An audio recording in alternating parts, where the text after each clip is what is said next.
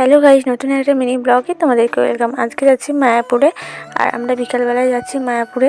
আমরা এখন বাজছে 5টার সময়, আর আমরা ইস্কন মন্দিরে হেঁটে হেঁটেই চলে এসেছি। 5 মিনিট লাগে ইস্কন মন্দির থেকে ঘাট থেকে হেঁটে আসতে। নৌকা করেও আসা হয়, আমরা হেঁটে হেঁটেই যাচ্ছি। আর মায়াপুরে প্রচুর ভিড় হয়েছে, এখন দোল পর্যন্ত এরকম ভিড় হতেই থাকবে। দোল তার জন্য। আর মায়াপুরটা অসাধারণ সাজিয়েছে, আর সেদিনকে রবিবার ছিল, তার জন্য হাতি বেরিয়েছিল। এই যে হাতি, কত বড় হাতি দেখতেই পাচ্ছ তোমরা।